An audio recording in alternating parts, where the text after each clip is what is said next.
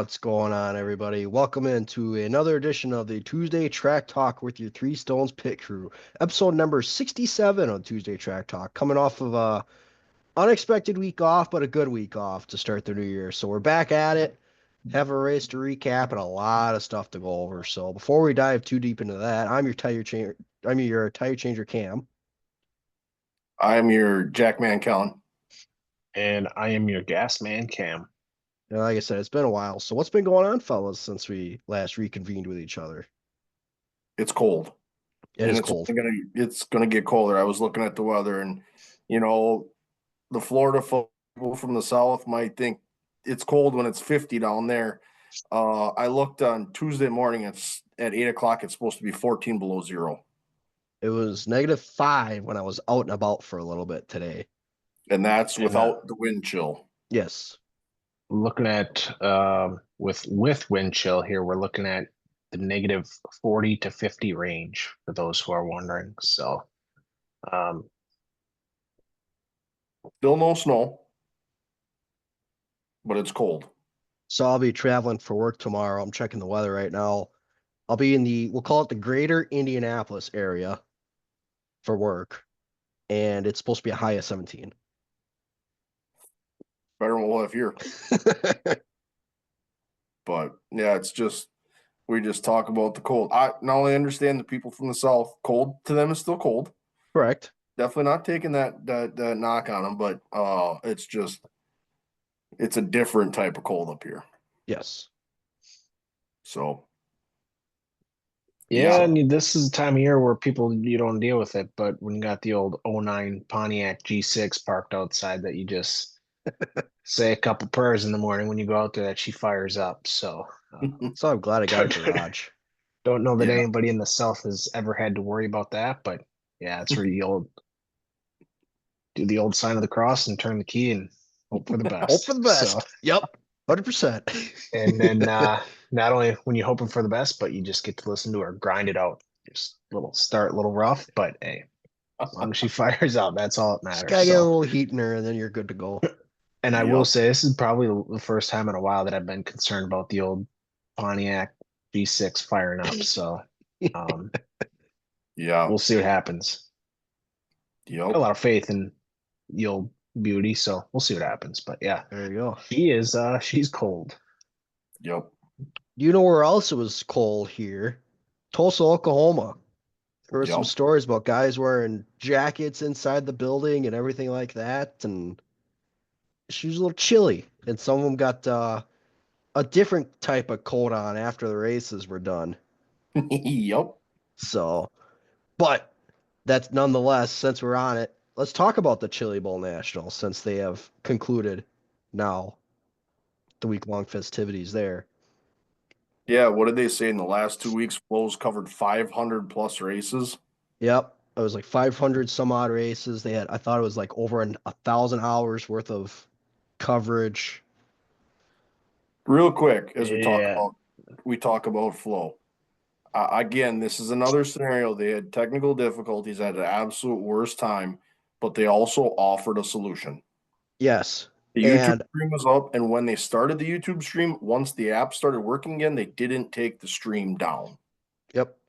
Kudos. So as much as people want to complain about it, and I actually saw a tweet this morning, and I think I retweeted it myself, that like if they find anybody who tweeted that. Oh, Freddie Kraft. He said, if I was Flow Racing, I'd find the accounts of everyone bashing them and disable their ability to renew their subscription. Shit happens, they gave you a solution. If you want perfect viewing experiences, go spend way more money in Tulsa. Yep. Felt fair to me.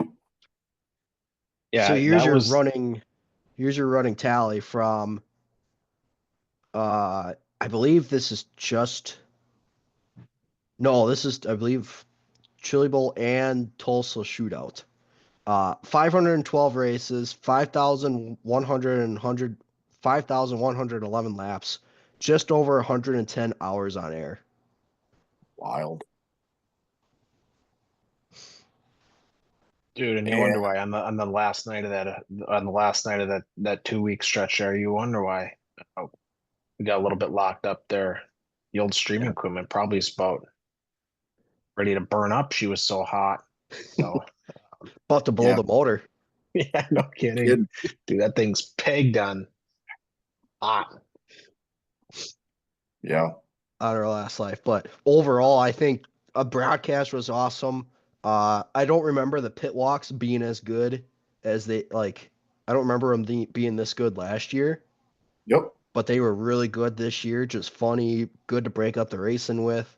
I think the track prep was really good again this year, Yep. especially when you got into like some of the lower lettered mains, and then obviously everybody was keeping an eye on that A main compared to what it was last year too. But so I think overall, I think track prep was a lot better, if not the same as last year, just better with the A main. Yep. I would agree. I truly believe they could have handled another 15 laps. Yep. I think they could have done the 55. I understand the concern of going to 40, but I think looking at the product they produce, and I read a little bit on Twitter as well that said there's going to be a push to go back to 55. So, Yep. I could see where next year it sticks with a 40, just with it being the 40th annual race. yep. 40th annual, 40 laps. I could see them sticking with it next year just because. But then the year after, yeah, bump it up. Yep. For sure. So, and then obviously there was a lot of talk about tires as well too, and a few guys got nabbed by it. I mean, uh, before we get into the funny side of this, I think, as much as Clinton Boyles is in the spotlight for everything, he took it in stride. He was 100% transparent about the situation. He owned up. He said exactly what he did. He wasn't trying to cheat. He had an old set of tires that he wanted to just clean up to use. He was transparent about it, and it just triggered it. Like, Yep. Unfortunately, it kind of came at his cost, but now guys know you can't use what was it, clean green he was using? Simple green. That'll trigger a test. Well, and I mean, for him too, obviously, yeah, that was a super, honestly, for him, it was a super, for us, awesome interview, but obviously tough interview for him. But honestly, I mean, for him, it was, let's just get everything out of the way. He doesn't want rumors running around about, what he was actually doing. So it's like, hey, let's just get up in front of everybody. Let's talk about what I did and why I did it. And he took the consequences of it took the consequences, roll with it. And again, honesty is the best policy, and the transparency again. Yeah, I thought it was just a super cool interview. Just the way he handled it all, and then, just to show, like you guys said, the slightest bit of stuff that you're going to do with your tires can trigger it not to conform to the benchmark. So tough break, obviously, but and he's, again, like he said in his interview, he's been one of the biggest advocates for some of that benchmark stuff. So yeah, it was tough for him, but again, kind of cool to see him just come out and talk about what he did and why he did it, and take the consequences and just keep rolling. And way to use the platform that I was on with him being a part of the Flow broadcast all week. Way to use his platform on Flow to get that out to everybody. And like you were saying, clear the word up, tell the story, got the tech director involved as well. I think that whole situation was handled perfectly. Yep. That's using your platform. Yeah, that's using your platform the right way. And obviously, I think as fans and a lot of other drivers, you gain a whole lot of respect for somebody who comes out, is transparent and honest, and accepts the consequences and keeps rolling. So yeah, that was, like I said, handled very well. Yep. Yeah. All right, so let's talk about the pole shuffle. This was one that, Kellen, I know you were really looking forward to again this year. We mixed up our nights because we thought it was for the Race of Champions. Yep. But it was actually for the A main, and I'm glad that we remembered it was for the A main as soon as it was coming up, because it provided again, I feel. Yep. I just love that format. It's just put your car out there. Let's see what you got. If you're the first car out and you can run through the whole group, you rightfully deserve to be on the pole. Like, Yep. you got the guys that are locked in and ready to go. You could be sitting from Monday. Like, let's see what you've learned and observed and made changes to see what the car really can do. And you might hit on something or you might swing and miss, but the worst you can start is, what was it, 8th? Top 8, I believe. For Pursley in particular, I think is what you're looking for. Worst he could start was 9th. 9th. Yeah. Because he was the 9 seed going into it. So either way, that track is tough to pass on at times, but you're not starting at the tail. You still have a shot at it. Yep. Oh. And I think that showed that having a early seed or at least going out first isn't bad, because then your tires are hot, your motor's hot, and especially when you saw guys trying to keep that motor hot. I mean, Pursley was just clicking off the times as he went through the rounds. Absolutely. Dude, it's just a good old fashioned last man standing. Yeah. And it's like the old king of the hill. I keep bringing them, and until you knock me down, I'll just keep ripping them off. And yeah, I mean, that's awesome. It's like, all right. And personally, obviously, was on a hell of a run there for a while. It was just like, all right, next, get dusted, next, dusted, next. But then it was the cushion there. It was getting a little bit bumpy there where those guys were running. And then it started getting a little bit dicey. Could you hit the bump or hit it just right or go over it? And so, no, that was honestly, it's an awesome way to do figuring out the pole. That was sweet. That's the thing though too with Pursley, is that with him running as many laps as he did, he found the line that worked. He was able to get that right rear up over the cushion and have that left rear kind of hang on it to get him the lap, but none of the guys were picking up on it because they couldn't watch him. Dude, and to your point about going out early, well, yeah, dude, I got 15 laps in. You're gonna come out, you gotta put down one really solid lap, and you can't, again, he's got laps under his belt. He's locked in, he's dialed in, he's got the line figured out, he knows what the track's doing. And then you roll somebody out and they got 2 laps to put one down. It's tough. So yeah, dude, that is an awesome way to figure out the pole. and obviously he would have been second if he'd been able to finish that run before he ran out of gas, which that was just a shit deal to start with.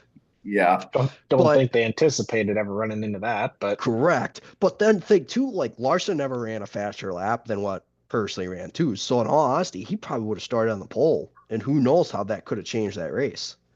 Yep. So yeah, just a huge factor into that race. So love it. Keep it. I'd like to see a few more series or places dabble with it. I feel like that's tough with the super, like looking at the super late model side of things for the asphalt side. I think that's tough because you don't want necessarily hot tires. Yep. Late in the run either. So yeah, it could make things interesting though. Yep. Where maybe then you want to be kind of a middle seed. I don't know. I feel like you could kind of bracket it out, or you throw 2 cars on the track, kind of a 1v1. I don't know. I'm Match thinking race. out loud. Yeah, where you could throw 2 cars on the track at the same time, half a lap apart, and you each got to run your qualifying lap, and faster time moves on. Something like that. I don't know. Could be based on seeds from practice. I don't know. Either way, that, like you said, that's awesome. That keep it forever. Yep. Yeah. So, all right. So let's get into the main event here. Didn't really do a whole lot of track prep before it. Just kind of grinded off the bottom line and kind of grinded off the cushion, knocked the cushion down a little bit. Yep. Before they started that race, and that cushion got really high up against the wall. Well, it was just interesting to actually watch, and I'm going to say this, and you can agree with me or disagree. Probably the greatest race car driver on the earth right now. For a while there, was up above the cushion with all 4 in 4. It was crazy to watch him way up above the groove to just get that run down the front stretch. But that was, to me, was wild to be able to go up there and do that. Forget who it was. I don't remember if it was Pursley or God, I'm trying to remember who finished third now. Excuse me. I'm looking Last it up right night? now. But yeah, who finished third last night?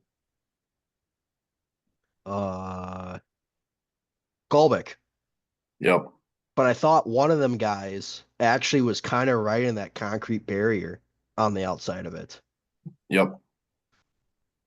Doing that old iRacing cheating shit. But it's Grabbing some just, concrete and getting a little extra boost coming out of the yeah, corner. because I mean, like you said, Colin, like Larson was bouncing that coming off of four, and I mean that bit him the one time that he came off of there.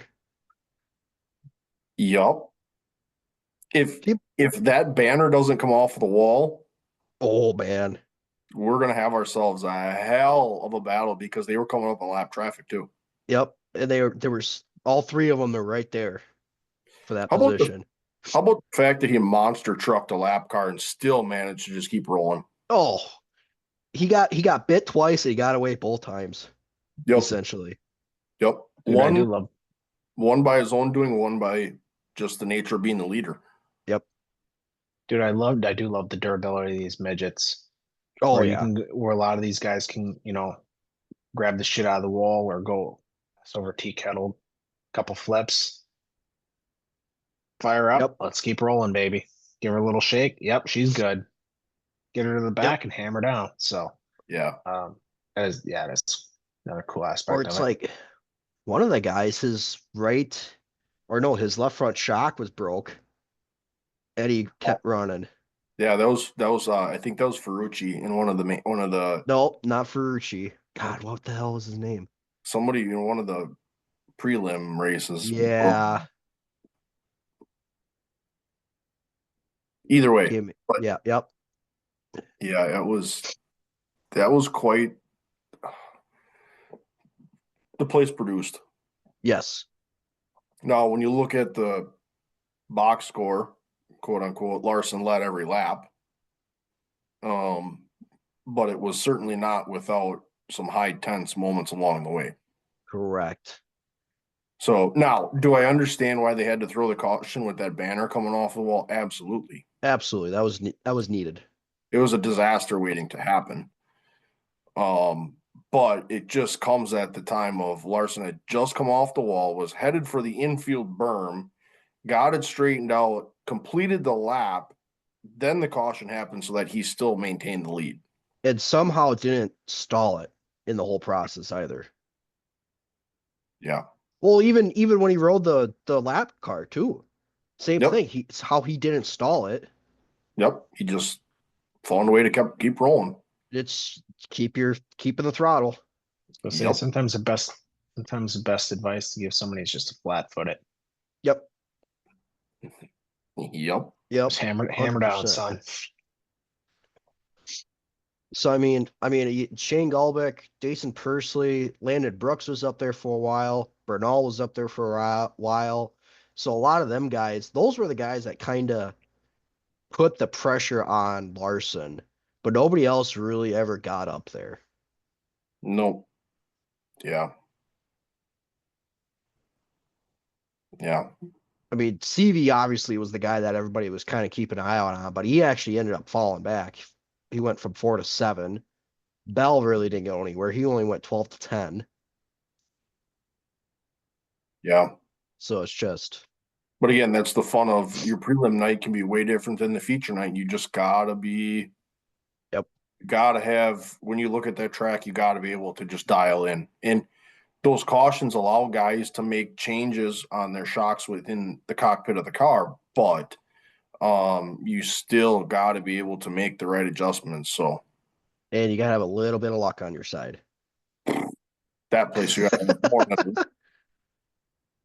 so It's just, you had the super runs there early in the day. You have guys that are deep in their mains trying to get through. There's guys that aren't going to make it. Yep. It's just the atmosphere of the Chili Bowl is just Chili Bowl is just it's a one of a kind event. Truly is. You can, no matter how big the lead is, you can't look away. Yep. You can never look away in an instant, the leader can be upside down, or that caution can change the outlook of a race and gives a guy a chance to make an adjustment. Yep.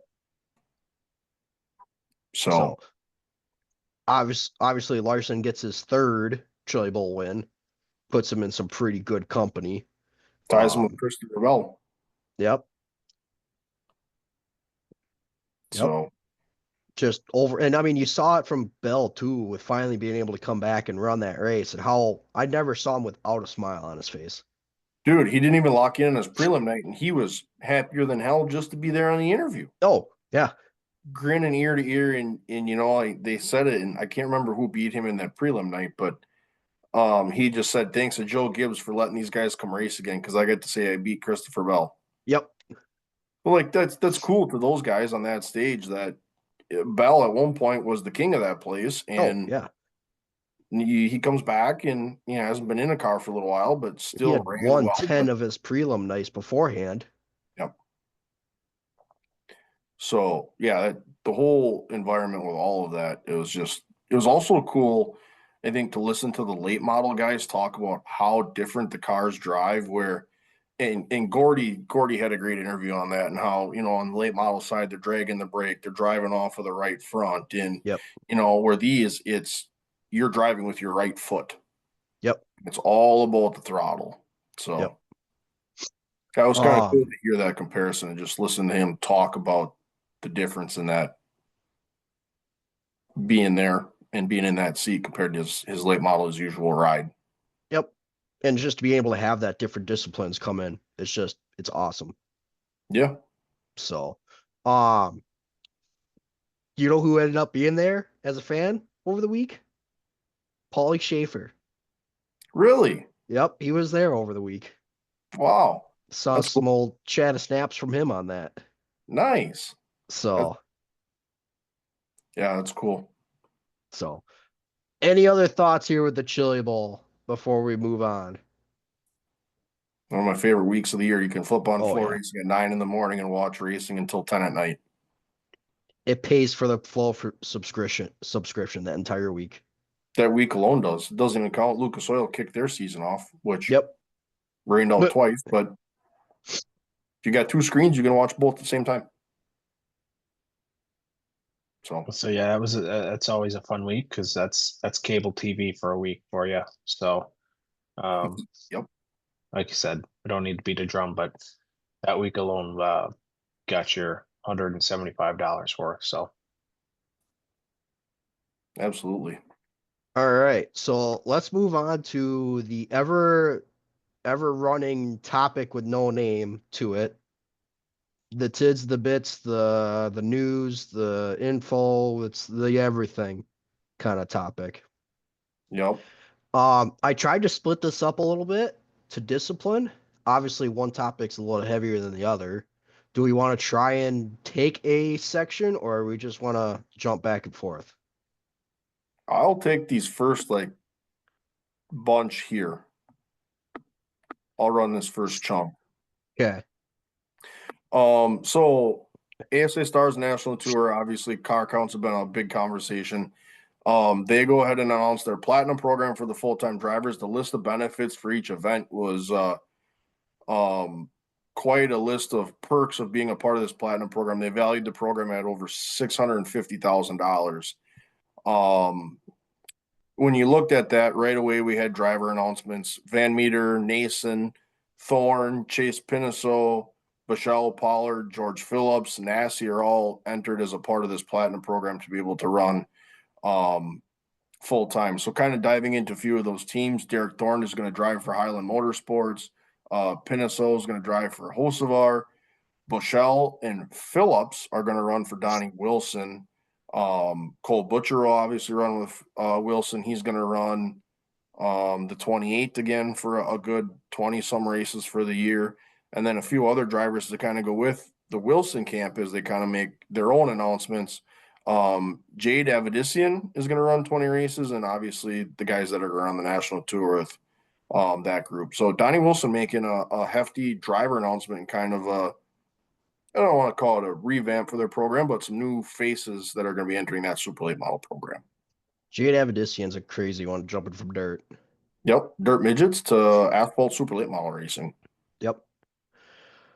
You want to take the next three? Or you want me to take the next three? Go ahead. Okay. Kevin Harvick is going to be running the Cars Tour West debut at the end of the month at Kern County Speedway.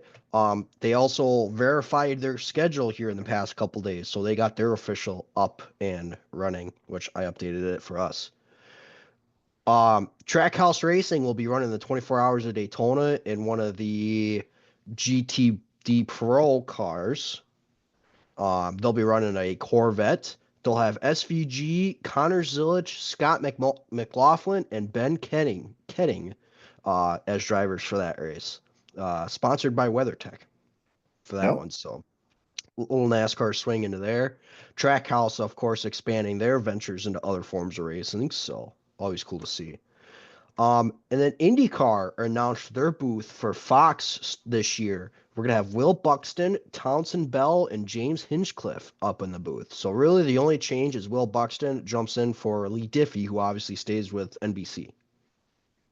Nice. Sweet. All right. I'll take the next. I'll take this chunk here. Derek Cope Racing announces they're going to run the Xfinity with Leyland Honeyman and Thomas. Is it Anuazada? I can't help you there. Anuaziata. I know a lot of names, but not that one. Anuaziata. With the support of RCR and ECR. So gonna have another couple new faces there in the Xfinity series in 2025. Parker Klingerman, he announces he is running a limited truck schedule and reuniting with Henderson Racing, including Daytona. So kind of some exciting news for Klingerman in that 75 team. He always, feel like in that 75 truck, always gets the most out of that truck and Yep. runs well with them and figures out get the most out of his equipment. So he'll be back in the truck series. Fun to watch him. Much we kind of anticipated or suspected. Zane Smith announced he will be driving the number 38 Cup Series in the Cup Series with Front Row Motorsports in 2025. Again, some familiarity with them. Came from the truck program, won a championship with them, and now reunites in the Cup Series. So, not super shocking news there. And then some news here, who was just busy racing last week at the Chili Bowl, Corey Day. He announces he is signed with Hendrick as a developmental driver, and he will run trucks and ARCA for Spire in select races. So I think Corey Day is kind of the next Hung Money there, guy that can just really get behind the wheel of anything and kind of do it all. So some exciting news there for Corey Day, next up and comer. Yeah. Kind of staying in the same realm of that Xfinity and where we're at with that. Junior Motorsports announces for the 9 car, SVG and Ross Chastain will combine to run 9 races with Junior Motorsports. So 9 car would appear that will be the all-star car for Junior Motorsports as they venture on bringing in some high-level talent for their Xfinity program. Rion Brothers, they acquired the number 2 in the truck series, so they will have a 3rd truck running in the truck series. And then Cody Ware will fill the 51 for Rick Ware Racing. That kind of pushes LaJoy out, who has yet to really make an announcement as to what his future plans are for racing at the NASCAR level in any of those 3 series. So Tricon, speaking of all-stars, the number 1 truck will be their all-star truck for next year. They're going to have the likes of Brandon Jones, William Swalich, Brent Cruz, and Lawless Allen drive that truck throughout the year. Solid group of guys there. Be interesting to see how they do. Justin Bonsignor, multi-time wheel and modified champion, will be driving for Joe Gibbs again next year. He'll have 5 races with Joe Gibbs in the Xfinity car. I would imagine Richmond is probably going to be one of those races. I would sure think so. Anthony Martinsville will probably be there as well. Yep. Yep. New Hampshire. Yep. Yeah. There's 3. Yeah. Anthony Alfredo will be full-time with Young's Motorsports in the 42 car with Dude Wipes and Randco as sponsors. And I'll take this one because this is really going to peeve Colin off. CW has announced their announcement booth for next year. Adam Alexander, heavily rumored to be the lead man for that one, gets that spot. Jamie McMurray and Parker Kligerman will be in the booth. So That'd be fun to watch if I could watch it. Yeah, I was gonna say for some of us, the old CW stands for can't watch. So Yup. it'll be really fun to watch highlights of Parker Kligerman on the CW and hear Adam Alexander and Jamie through Twitter highlights. Yep. So looking forward to that. I'll jump in here and take the next 3. Josh Balicki, Wisconsin born and raised. He's going to run the bulk of the schedule, 2025 schedule with DGM Motorsports in the Xfinity Series. So Balicki, who's kind of pops up and shows up randomly throughout the year, going to be running the bulk of the 2025 schedule with one team. So be interested to see how he does there. Another Wisconsin boy, so excited for him. And then recently, I'll believe this when I see it. It's supposedly free, but Tubi TV introducing the NASCAR channel starting January 29th. Race reruns, documentaries, and originals will fill the schedule. So supposedly it's free. Really hoping it is. But I don't know. Sometimes free means name, address, credit card number, and After the 2-week free trial, you forget to unsubscribe and then you get charged. Yeah. create an account. Yeah. I just got zapped by Amazon for $15 for Prime because I used it for 30 days free. And yep. Create the Amazon account, ended the Prime 2 weeks ago, still got zapped for $15 today. So that's pretty sweet. And then lastly, he's been circulating throughout the NASCAR series the last couple of years, but Matt DiBenedetto, he is going to be in the Viking Motorsports team in the 99 for 2025.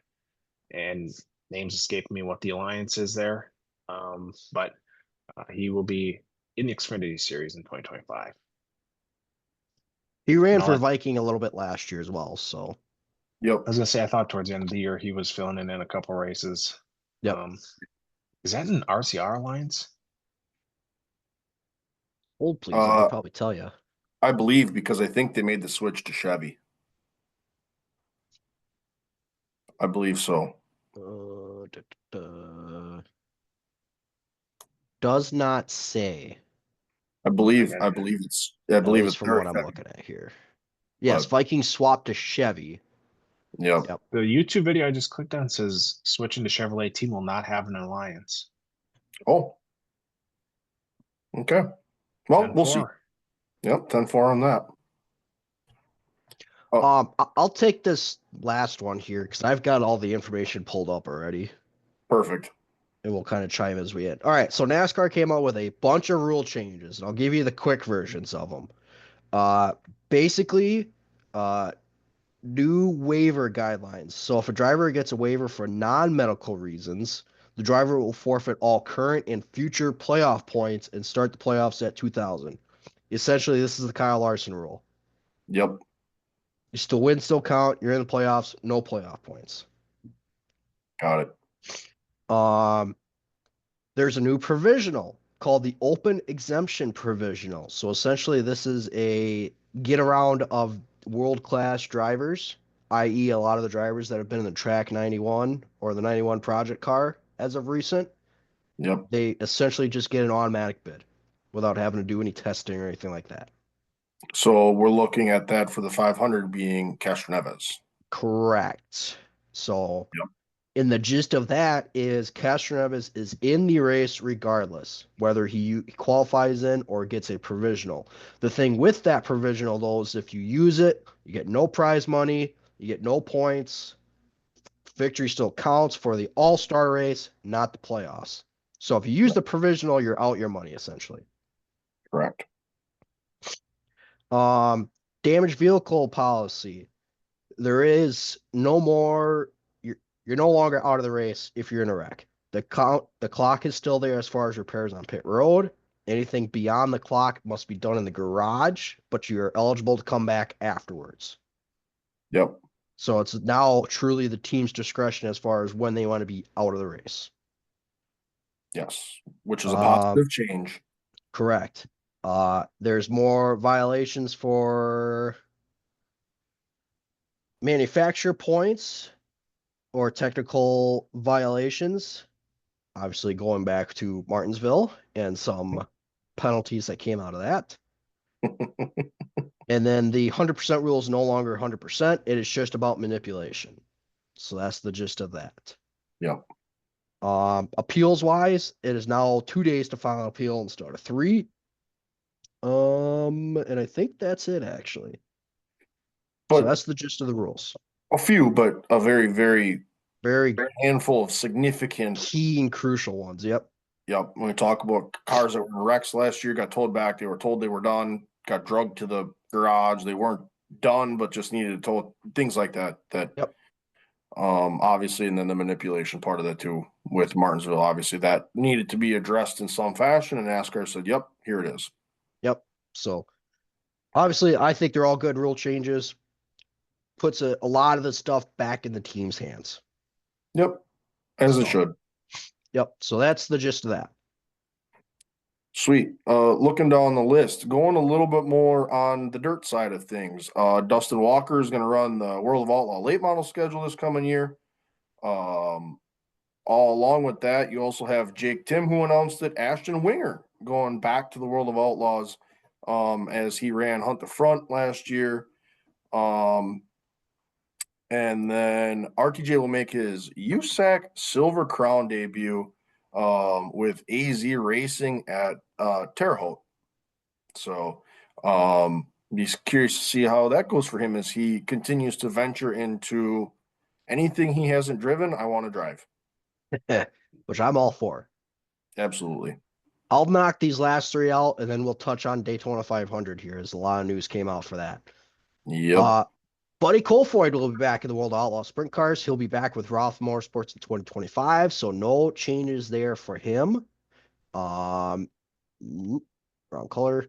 Cy Lynch will be going full-time in High Limit for 2025. Also notably, he runs his own equipment, so it's Cy Lynch Racing on that one. So he'll be back with High Limit. And then Brenham Krauts and CJB will be going High Limit Racing as well. So yes. Teams and destinations and series are starting to fill up as we get closer to the start of the season. That's sooner than we know. By Lynch, that's job security right there. You can't fire the driver if you're the owner. Bingo.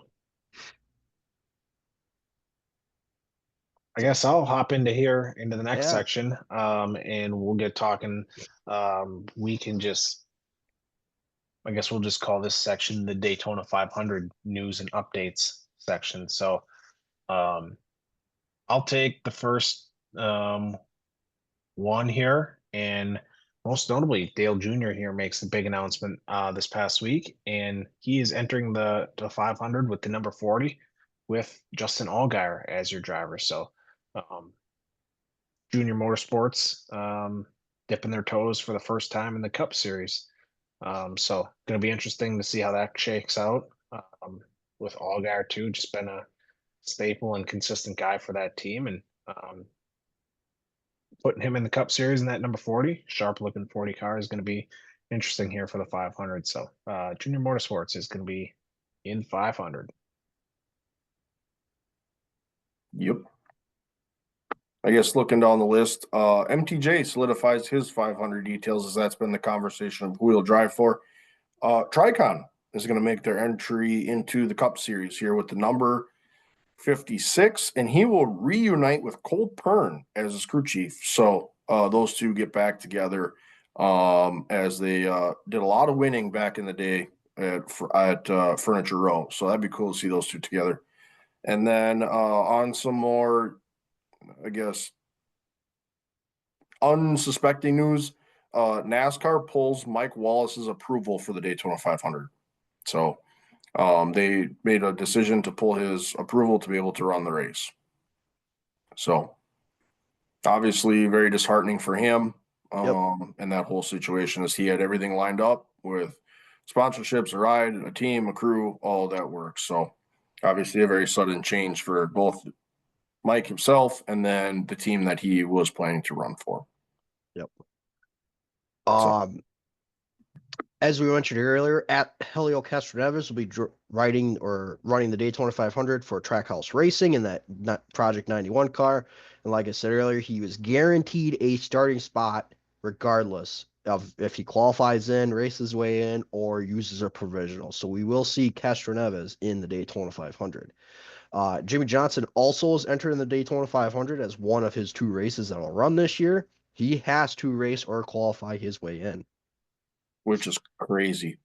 I had to last year. He almost didn't make it last year. Yeah, so your 7-time Cup Series champ has got to race his way in. So where we sit right now, according to J-Ski, the tentative entry list has 41 confirmed entries.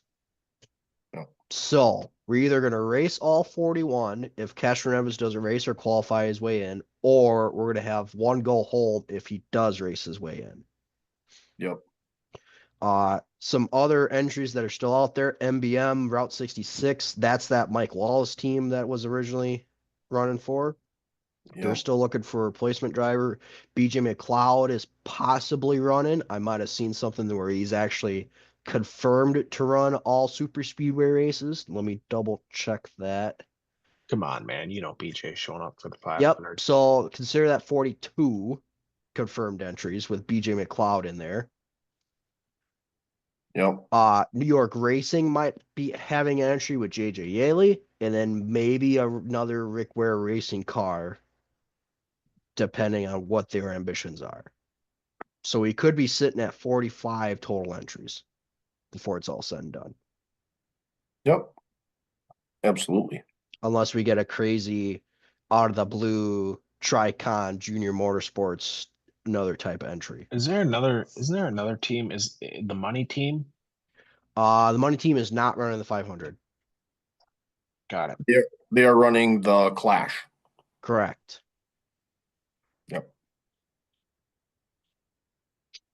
So that's where we sit Daytona 500 wise right now. So and then here's maybe another dumb question that I probably should know the answer to. But what about the 67? 67. Isn't there a Toyota? Oh, that was 2311. But now that's now filled with 30, Herbst. Yep. With 35, Yep. Got it. Perfect. Yep, that car is essentially filled. Yep. Got it. Boys, we ain't that far away from the Clash in the old 500. Got to be what, about a month away?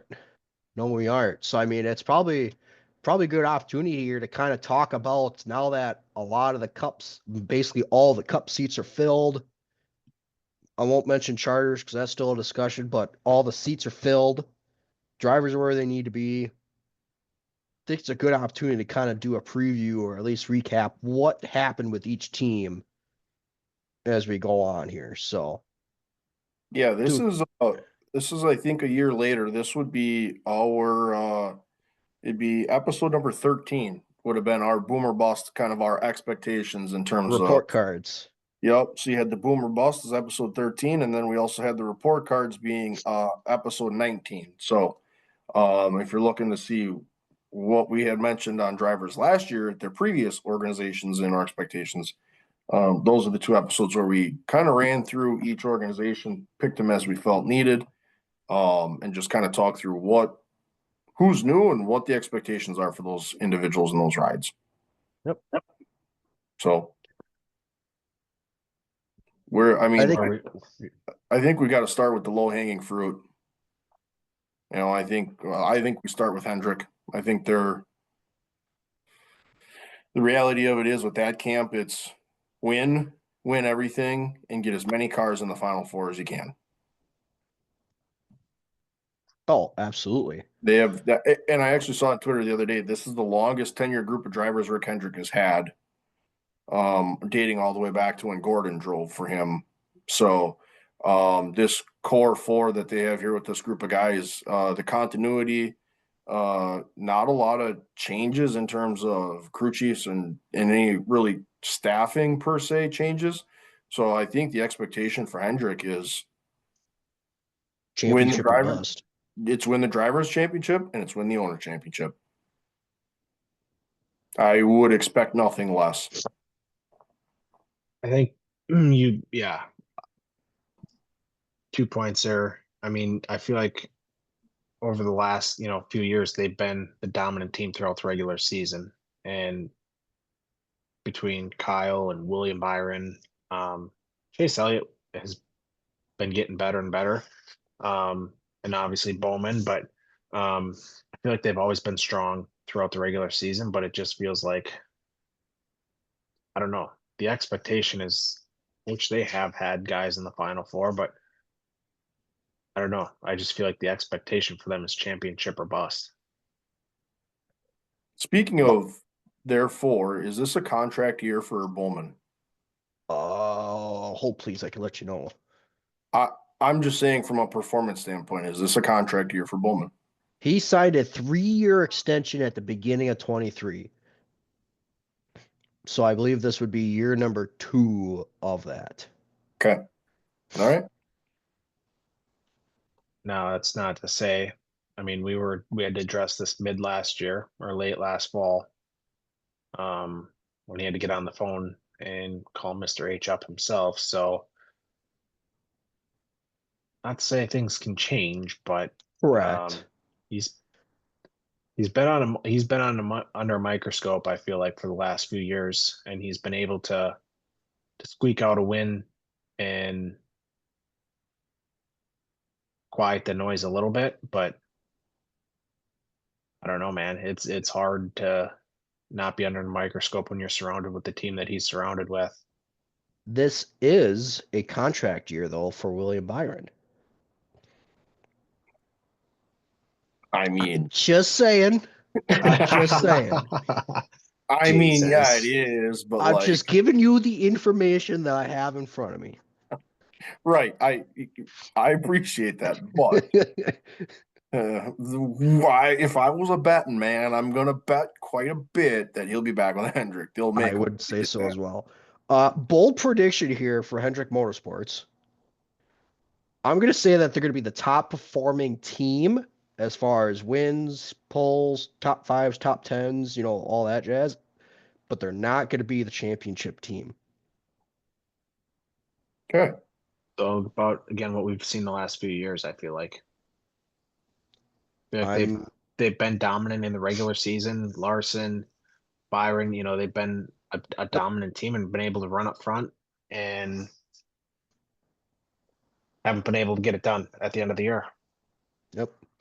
I think so. I think when I say it, and I think about this, I think they want to be in the situation that Penske was last year. When you look at it, Penske had a 50% shot to win that title, having 2 cars in the Final Four. I think that's the expectation for the Hendrick Motorsports camp. Absolutely. Now, I can agree with you in your statement as they may not win the title. I can see that being the case very much as well, that they could just downright dominate everything. But again, at the end of the year, you got wild stuff that happens in the playoffs. Yep. Now, who do I think my championship team is comes from this next team, I think, if we're ready to move on. I think so. I'll just pose one quick question. Okay. Rapid fire here. How many wins do you think the Hendrick camp gets throughout the year in 2025?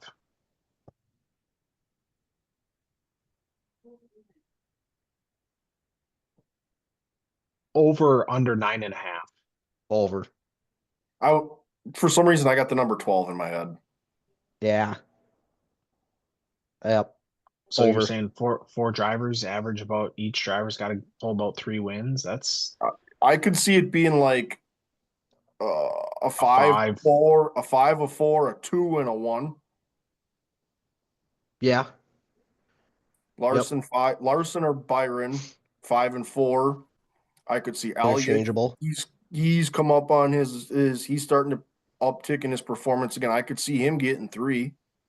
Yep. And then Bowman always finds a way to win one somewhere. Yep. So I'm gonna take the over, and my number when you asked that, my number was 12. Yep. When I was kind of doing the math, I kind of had 13, 14, but I'm definitely taking the over. Okay. Absolutely. So my championship team, and I'm not going to state a driver yet. I'm going to save my championship pick for basically our Daytona 500 episode. Okay. So I'm going to say that the winning driver will come from the Joe Gibbs organization. Okay. Yeah, I'm pretty certain I'm locked in on There's who two you're. drivers that I think you feel like are coming from. Yep. Bell and Hamlin. Yep. Does Hamlin get the monkey off of his back? We get to ask ourselves that again this Just year. ask that again. Yep. After they pulled the rug out from under him. So, but I mean, but to that point, again, this might be the year where he throws the double number ones to everybody, and he tries to show everybody it's not,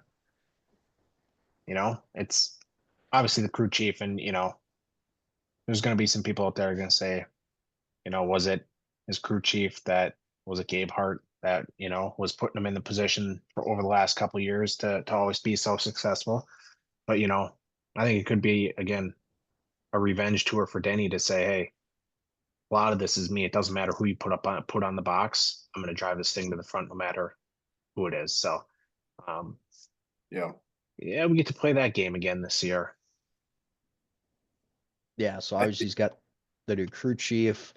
Now you can pretty much say that Hamlin is the leader of the organization with Truex retiring. Yep. And I think that leads me to my question now is what is the expectation for Chase Briscoe in the 19? You got to win. You got to get a win. And I think the same thing goes for Ty Gibbs.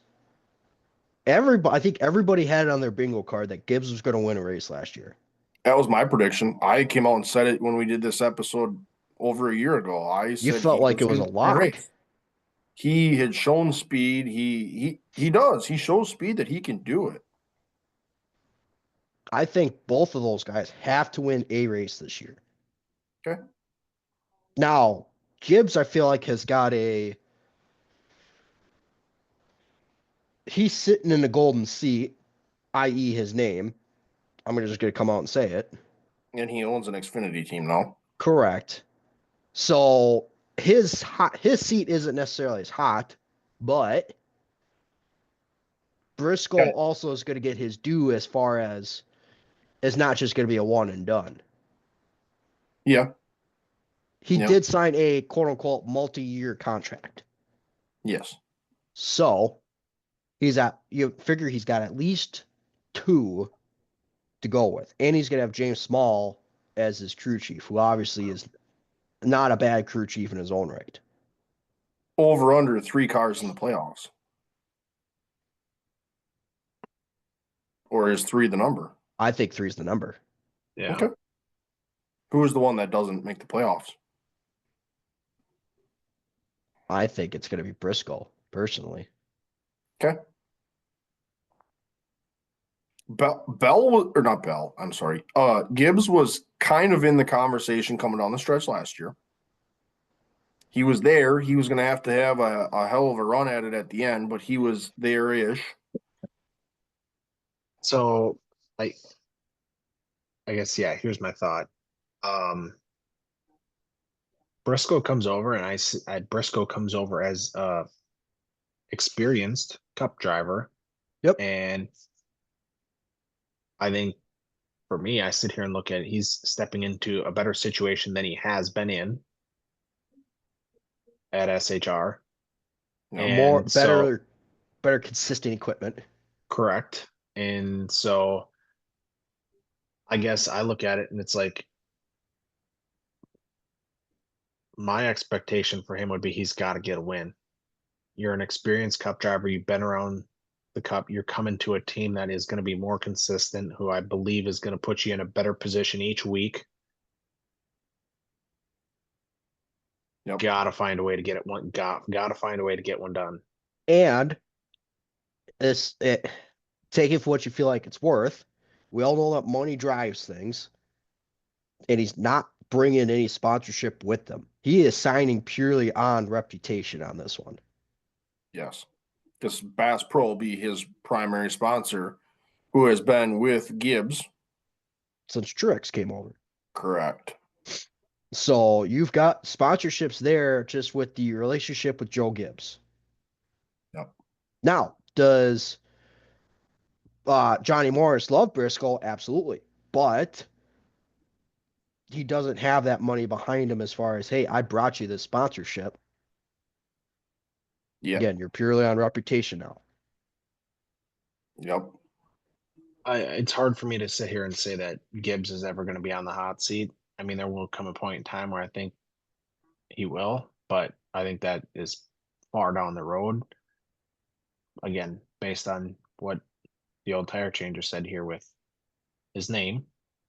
But again, hey, he's coming into this is going to be what, year 3 in the Cup Series for him? Yes. Yep. All right, this is It's a put up or shut up day. yeah.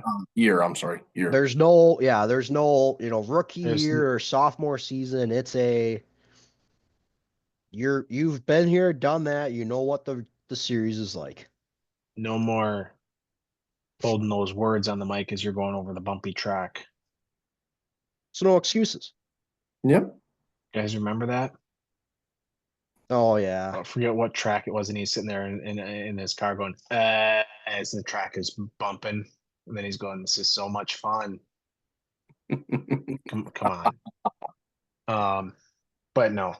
The other thing I can't stand with him every year is if you ever catch him in an interview, this is beyond stupid. They give him an empty monster thing, and then he sits there in an interview, and just once you recognize this, you'll never not see it anytime in an interview. He'll go like this, he'll drink it, and then he's not drinking anything. They give him an empty monster thing, and he drinks it, and then he's not drinking anything, and it just, once you see it, it's like, dude, stop. But yeah, no, I guess so. I guess I'll pose the same question here at the Gibbs camp. I guess we'll just keep the number the same as Hendrick, 9.5. You going over or under that?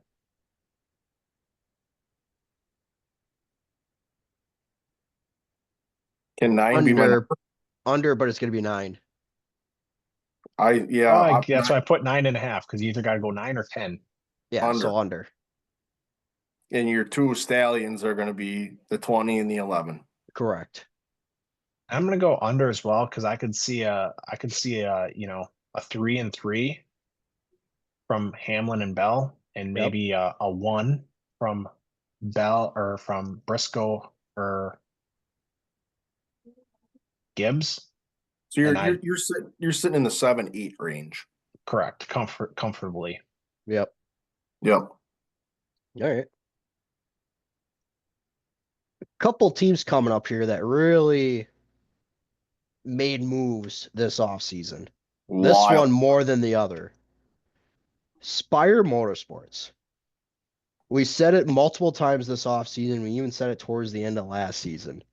They are setting themselves up to be a threat. They're putting they're putting all their chips on black, and they're getting everything they can out of the next couple of years. Correct. You bring Michael McDowell in. You brought in Travis Peterson.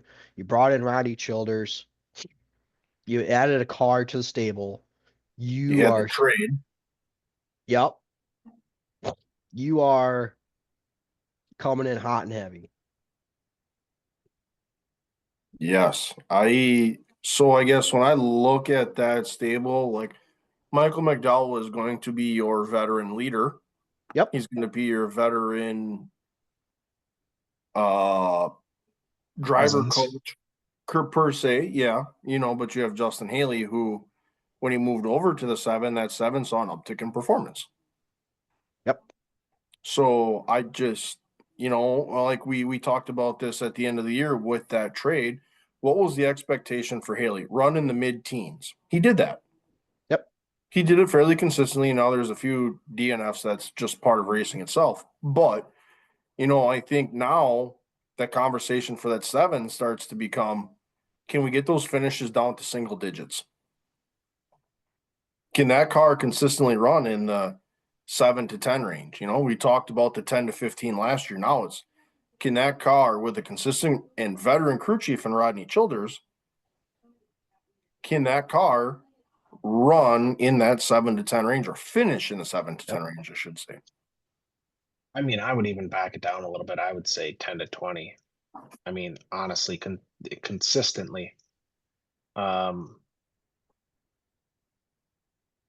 was catching his junk in the wheel the whole all last year, in that thing.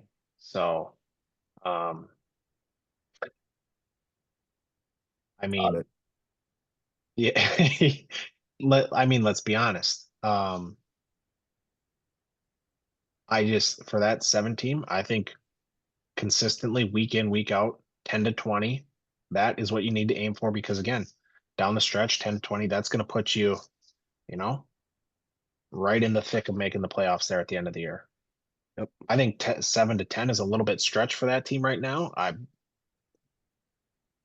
think if you get 10 to 20 and you get in the back half, even 15 to 20 week in and week out, that again is going to put you, you can manage that week in and week out. That's going to give you a shot at getting in the playoffs, which in this game, all you can ask for is a shot.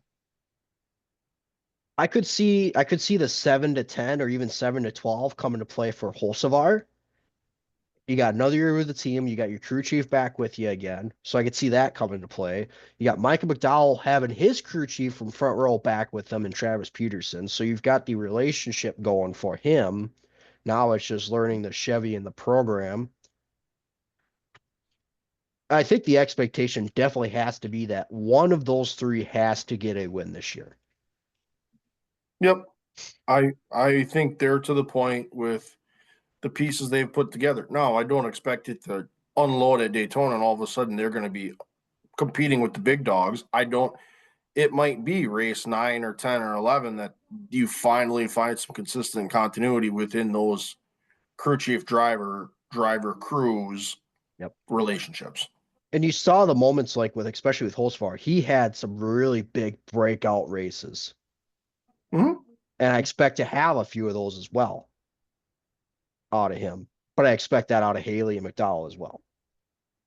I expect that out of Haley McDowell too. I will say this, from last year. Hocevar also is somebody that there was rumors he has not been making any friends throughout the garage with some of the on-track stuff. So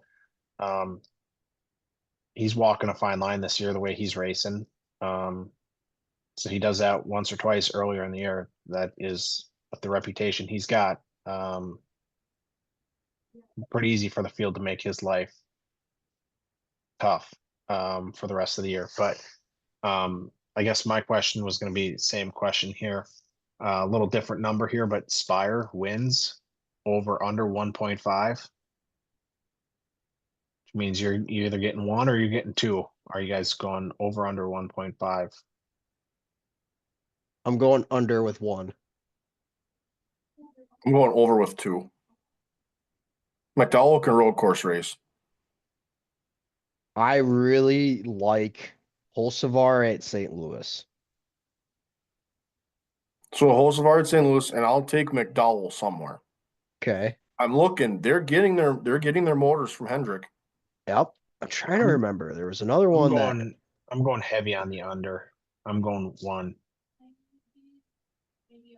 But again, you could, like you said, again, so McDowell, you can throw him at, a contender at, whatever, 10 road courses throughout the year, immediate contender there, win one. And then you could throw in I don't know, you could throw a strategy race in there. You could throw again, a restrictor plate where most of our Haley's solid at some of those, Haley's solid at some of these tracks where all of a sudden, shit, I mean, Haley was driving that 51 in the top 10 this past year. So, very easily could be two. I'm going to take the over. McDowell's not a bad super speedway racer either.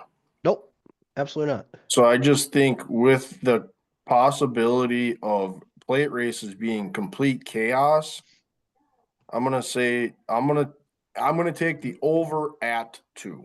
That's my number. All right. So that's where I feel I fall there with them. The other team that made some moves, not as many, but some moves, RFK Racing. They obviously bring in Ryan Preece. He's going to have Derek Finley as his crew chief. Let me just check something. Chris Buescher stays the same. And then obviously Brad Keselowski is going to have Jeremy Bullins up atop his pit box this year. Yep. Obviously, both of them got in the victory lane last year. Keselowski finally got his breakthrough win. Buescher just missed out on the playoffs. Missed out on a few wins, actually. So it's, again, they've got a lot. They continue their building process. How much more do they get this year? I got a solid line for you guys, I think. Over under 3.5 wins. Over.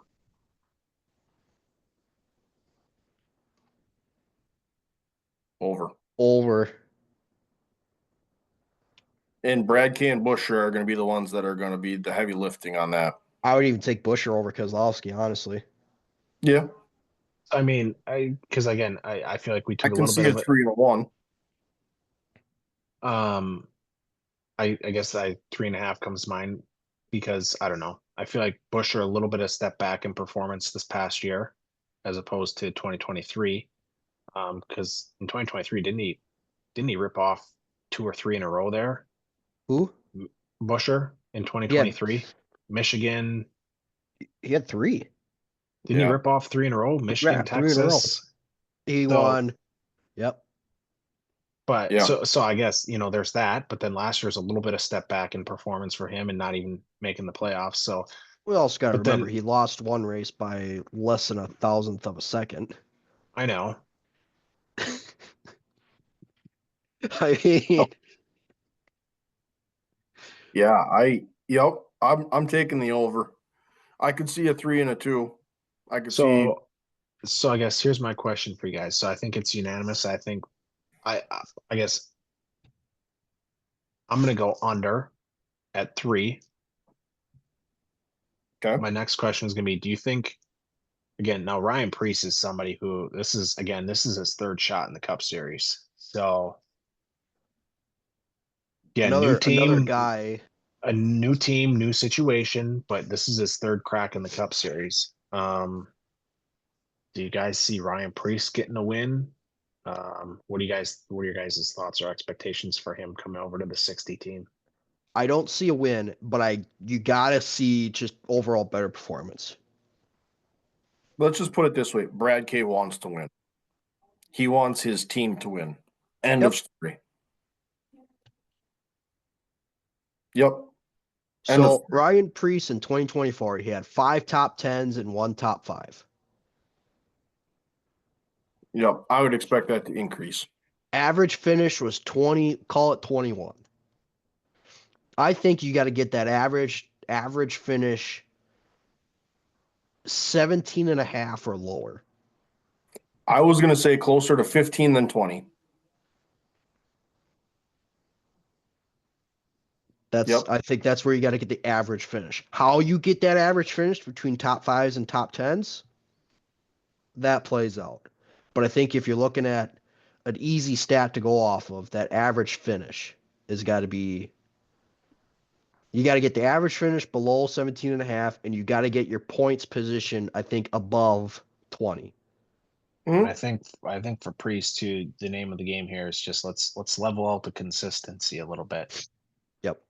Let's not do a lot of this. Let's maybe,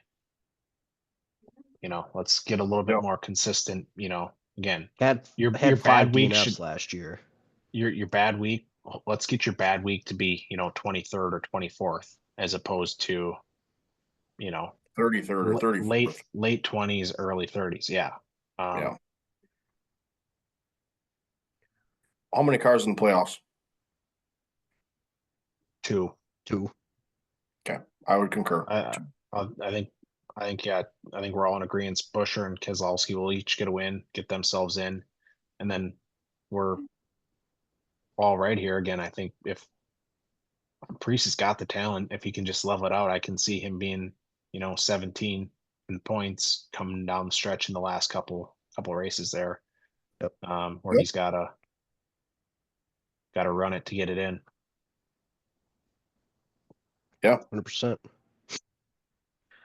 Another quick question on that on the schedule. Are we going back to Daytona being the cut race for the playoffs this year? No, Darlington. Darlington again? No, actually, maybe. Hold on a sec. Because this past Maybe year it was is Darlington Daytona. because of the Olympic break. It is Daytona as the cutoff race. I was gonna say the Darlington plays into Busher's hands, but Darlington is the first race of the playoffs. okay. So everything basically shifted back a week because of the aforementioned Olympic break. Got it. Okay. All right. What we got now? Big team that went, a massive overhaul. The formerly Stuart Haas Racing, now Haas factory team car with the one and only Cole Custer as your driver. One car, one team, one driver, all the eggs in one basket. Over under 1.5 wins. Under. I think under. He's not even going to say. Well, so I said 1.5. So that means under means 1 or 0. Correct. So you guys are going under. So follow-up question to that is win or no win? I'll say no. I'm also going to say no. He has no cup experience with this new next gen. I'm going to 3x that and say no as well. Hey, there's an old phrase. Yeah, the whole new organization thing is going to be tough, and then also being on your own is going to be really tough. Now, they have people that have cup experience associated with that program, so that can benefit them, but I just think being on their own and being new and having a driver that doesn't have next gen experience is going to make it really tough. Oddball question that's going to follow up or lead into this question. Do we remember how long Brad Keselowski has been owner of RFK or a co-owner of it? Is he in his 3rd year now, or is he? I think this is going into year 3. Going into year 3.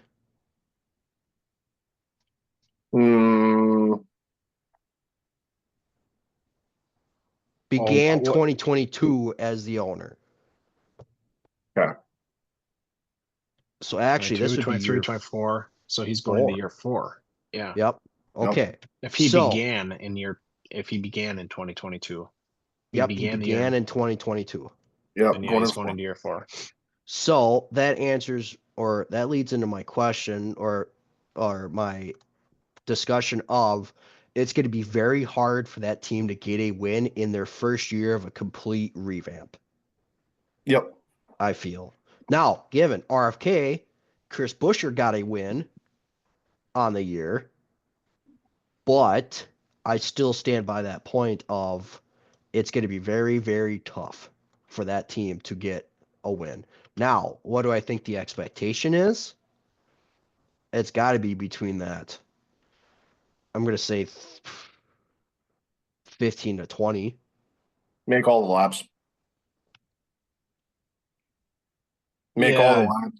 That's where I think you start. And if you start to creep in the performance in the right direction, ride it while you got it. But I just think for right now with that group and then having a guy that's young in this new car, I think it's got to be gain all of the experience you can in the next gen.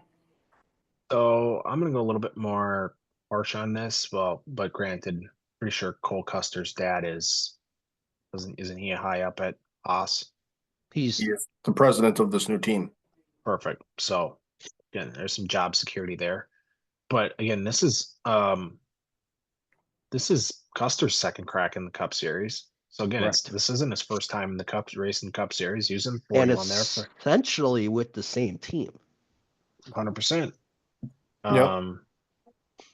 And he got that. Didn't he get that 4 wide win his rookie year? Was it Kentucky? Yeah.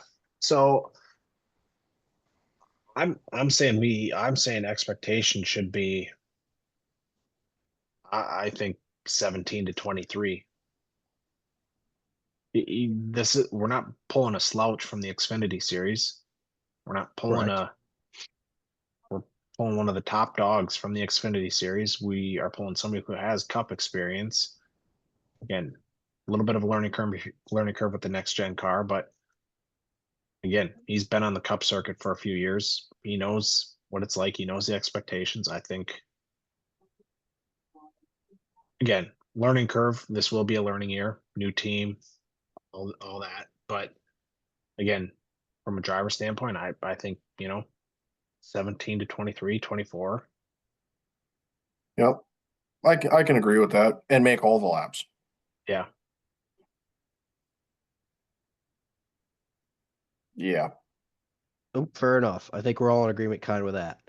Touch on these final two real quick. I just kind of threw them in real quick. Trackhouse Racing.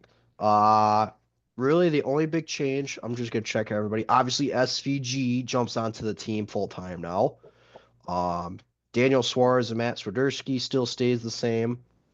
Obviously, SVG jumps in. He's gonna have Steven Duran as his crew chief. And then obviously Ross Chastain is still on the team as well, with Phil Surgeon still as his crew chief. So really the only changes are new driver and crew chief for Shane of SVG and his crew chief. Yep. Everything else stays the same. I think they'll get two cars in the playoffs. I was gonna say similar. I think they're similar to RFK. Would you go over or under 3.5 wins for them? Under. My number's 3. Under. A lot of road courses. That's going to give SVG a crack at it somewhere. He's gonna get one. Chastain will pull one out at driving out A of his random rearview track. mirror. Yep. Yep. And then You guys know I'm on the You can throw in I'm on the Atlanta SVG. Suarez. Well, okay, but we're also talking about Atlanta, which acts as a super speedway. I know, but I'm saying you can Yep. throw in a win like that for Sure. them. If we're gonna call out wins, I'm gonna say 3. I'm gonna go on the bold prediction here. I'm gonna ride this train that I've been on. SVG. He's gonna get 2. Yep. There's too many. They're gonna be on road courses. Yep. But I am gonna ride that train. Now, oval side of things. Oval side of things too, but Suarez is done after this year. Hold on, let me check something. SVG wise on ovals, he will struggle. Let's not sugarcoat it. He will struggle. It'll be as much of a learning year as anything else. Yep. But when it comes to those road courses, the expectation is going to be very high. Yeah. Suarez is in a contract year. He only signed a 1-year extension. Yep. And Suarez has an extension for an unknown period. The Amigos got to perform this year. Correct. 100%. Yep. Absolutely. So, I just love Trackhouse because they're so involved in everything, and I think they just do things differently. I'm a big Justin Marks fan. Fair. I like what they do. Yep. Last one I feel I wanted to touch on here. You guys can add additionals if you want to. Front Row Motorsports, another team that kind of had a lot of shakeup. You're going to have Noah Gragson into the 4 car. He's going to have Drew Blickensderfer as his crew chief. Gillen slides over to the 34. Yep. You're going to have Gillen in the Zane 34. Smith slides into the 38. Yep. And then Zane Smith in 38. Over under 3.5 wins. I'm going to go under. I'm on the under as well. And I Under think at 3. I was going to say under at 2. I'm going to say 3. I'm going to say 1. Who's your 1? Gillen or Gregson? I'm going to say Gillen. Gillen led a fair share of laps last year.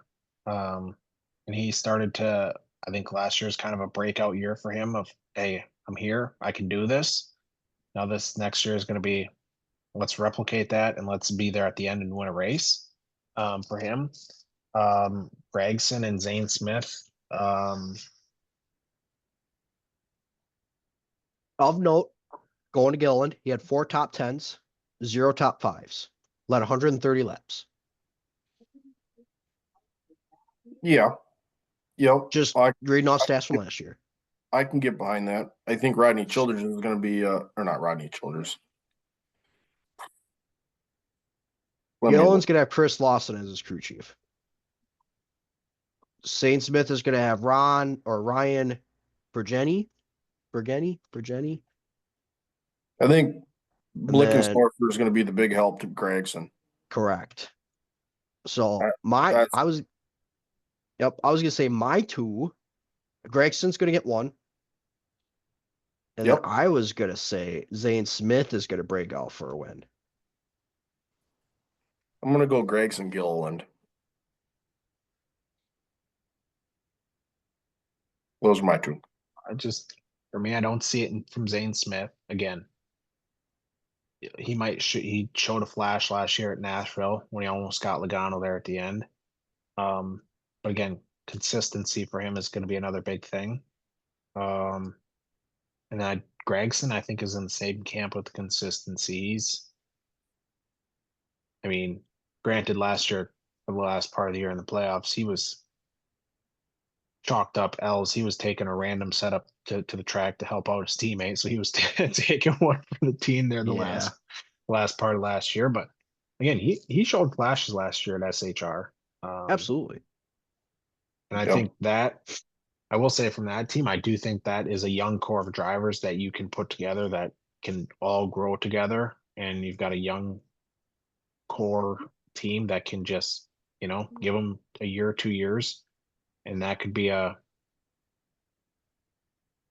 RFK like team and being higher expectations of 3, 4, 5 wins a year.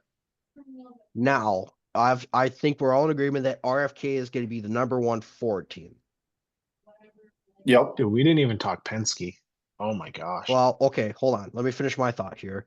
Then we'll jump to Penske. So Ford and Penske, who's number 1? Penske. Okay. Penske. RFK number 2? Probably. Or are we putting RFK maybe as number 2? Or not RFK, Front Row? RFK. Okay, so you're saying Front Row will be team number 3. Yeah. Yep. Okay. So, I think speaking of that Penske team, touch on them real quick. All 3 in the playoffs. Yeah, lock them in. Yep. All right.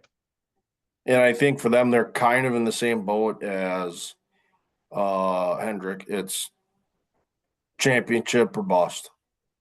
They've proven year and year again that they can get to the Final Four. That's the answer to that bunch. Contract year for Cindric. Yep. Blaney signed a quote unquote long-term contract extension in 22. And obviously Logano, I think, is there until he retires. Yep.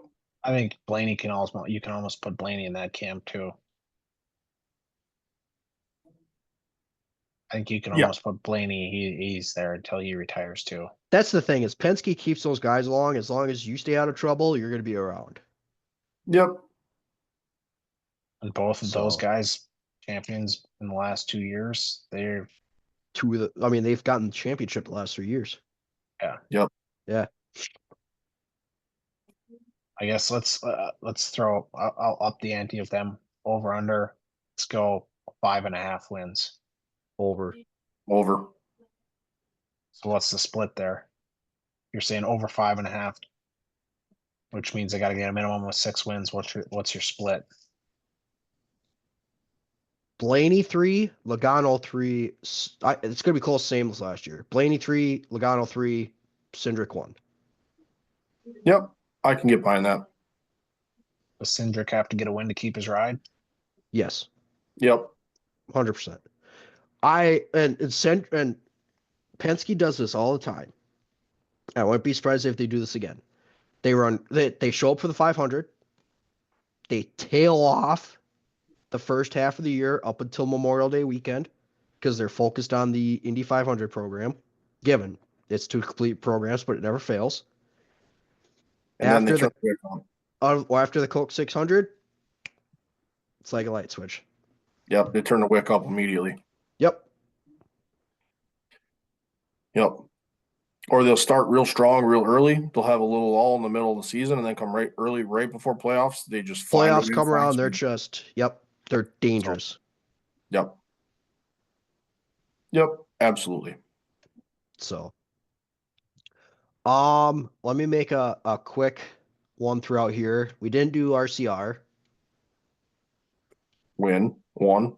Period. Have to. Yep. Your guys' favorite colleague.